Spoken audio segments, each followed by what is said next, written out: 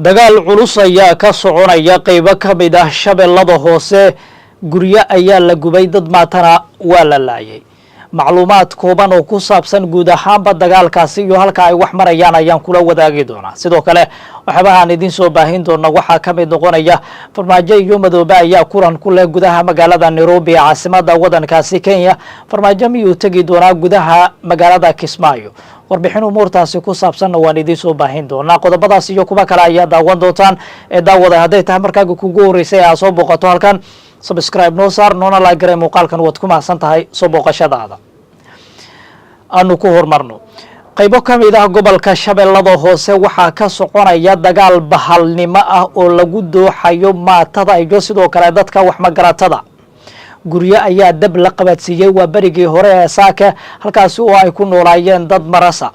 waxaana la tilmaamayaa dagaalka hadda inuu ka soconayo qaybo badan oo ka mid ah gudaha gobolka shabeellada hoose, gaar ahaan deegaano hoos yimaada degmada Wallaweyn ee gobolkaasi. wararku waxa ay tilmaamayaan deegaan lagu magacaabo Dudumaale oo hoos taga degmada Wallaweyn in maalinnimadii shalay ahayd dab lagu qabadsiiyey nin maskixiyan ahaan u xanuunsanaa, isla markaana dhimarka laga hayay in ay kooxo burcadahi halkaasi ku qabteen, isla markaana ay jirdileen dabadeedna ay dab qabadsiiyeen.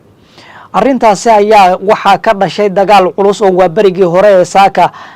abbaaro 4 habeenimo ka bilowday gudaha qaybo ka mid ah gobolka shabeellada hoose, gaar ahaan degmada Wallaweyn. waxaa la tilmaamayaa in dagaalkaasi uu ku baahay qaybo badan oo halkaasi ka mid ah, waxaana la tilmaamayaa in deegaano dhowra oo halkaasi ku yaala ay maleeshiyada labada garab ka soo jeeda ay dab qabadsiiyeen. waxaana wararka la helayo ay tilmaamayaan in dad isugu jira haween dhalinyaro iyo sidoo kale caruurba dab la qabadsiiyey.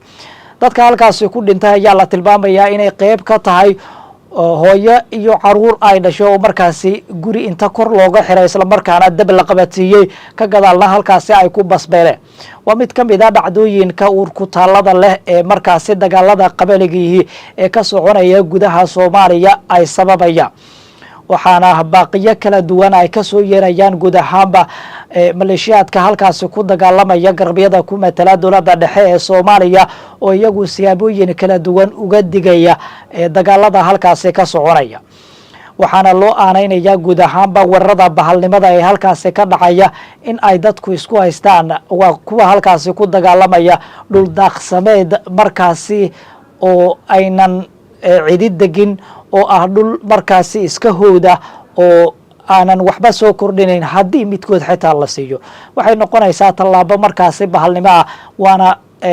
waxaa sii soconaya guud ahaanba gumaadka marasta iyo dadka aan waxba galabsan ee markaasi looga geysanayo gudaha Soomaaliya. muddooyinkii ugu dambeeyay galmudug ayay ficilo ceenkan oo kale ay ka dhacayeen, waxaana dadku ay ka dhiidhinayeen siyaabooyin kala duwan arrintan. waxaana hadda soo kordhaya arrin midaasi la mid ah oo haddana ka soo cusboonaanaysa deegaano ka mid ah gobolka shabeellada hoose oo beelaha halkaasi dega ay isku farasareen. waxaana marba markii kasii kordhaysa ama marba markii kasii dambeeya soo kordhaya guud ahaanba qayladhaanta ka soo yeeraysa halkaasi iyo dhibaatooyinka loo geysanaya dadka barmageydada oo lagu laynayo qaybo ka mid ah shabeellada hoose, gaar ahaan deegaano hoos taga degmada Wallaweyn oo ay ku dagaalamayaan beelaha halkaasi wada dega. beesha Gaaljecel, gaar ahaan beesha Culufi oo ka tirsan beesha Gaaljecel iyo sidoo kale beesha Hubeer oo iyadu ka tirsan beesha Waashan Caleemood ayaa la tilmaamayaa inay ku dagaalamayaan deegaano hoos taga degmada Wallaweyn. waxaana shalay galinkii dambe lagu gubay oday waayeel ah deegaan lagu magacaabo Dudumaale oo hoos taga Wallaweyn. waxaana dab qabadsiiyey maleeshiyaad ka tirsan beesha Hubeer, odaygaasi oo markaasi beelahaan ama heebahaan ka soo jeeda beesha Culufi Gaaljecel. waxaana la tilmaamayaa in dhacdadaasi ay sababtay in maleeshiyaad ka tirsan beeshaasi waa beesha Gaaljecel ay saaki waa berigii hore weerar ku qaadeen deegaankaasi, isla markaana waxaa la tilmaamayaa inay dab qabadsiiyeen deegaankaasi oo idil. sidoo kalena waxa ay iska cabin kala kulmeen kooxo hubaysan oo iyaguna halkaasi ku sugnaa oo beesha hubeer ka soo jeeda waxaana la tilmaamayaa dagaalkii waa berigii hore ee saaka bilowday ilaa iyo hadda inuu ka jiro qaybo ka mid ihi deegaanada hadda lagu dagaalamayo dagaalka ayaana sii xoogeystay meelo badan oo ka mid ihi deegaanka waa deegaanada hoos yimaada degmada Walabweyn ayaana la tilmaamayaa hadda in siyaabooyin kala duwan uga soconayo muuqaalo lagu baahiyay baraha internetka ayaa muujinaya guud ahaanba deegaano la gubay oo guud ahaanba basbeelay iyo dad sidoo kale lagu dilay dagaalka oo muuqaalo laga soo duubay isla markaana ay sheeganayaan ama garabyadu ay guulo ka kala sheeganayaan xilli ay dul taagan yihiin dad maras oo halkaas lagu laayay waxay noqonaysaa tallaabo kale oo muujinaysa damiir xumada ka jirta iyo urku taalada deegaano ka mid ah dhulka Soomaalida oo markaasi sababooyin kala duwan dadku ay isugu laynayaan xilli abaara baahsan ay ka jiraan qaybo ka mid ah gudaha dalka waxaana la tilmaamayaa hadda in xiisadan ay mangal tahay inay cirka isku sii shareerto ma jirto garabyo siyaasadeed oo ka hadlay oo ka kala tirsan maamulka koonfur galbeed iyo dowladda dhexe marka laga reebo sida dadka sida goonida deegaanadaasi u matala waxaana la tilmaamayaa isla markaana lagu eedeynaya maamulka koonfur galbeed Soomaaliya inuu ka gaabiyo xal u helida dagaalada beelaha ku salaysan ee muddooyinkii ugu dambeeyay ku soo laalaabanayay deegaano ka tirsan halkaasi waxaana la tilmaamayaa hadda in ay xargaha goosteen dagaaladaasi isla markaana marba markii kasii dambaysa ay noqonayaan kuba kasii daraya wixii macluumaad ah oo ku soo kordha dagaalkaasi wararkeena dambe ayaan idinkugu soo baahin doonaa markana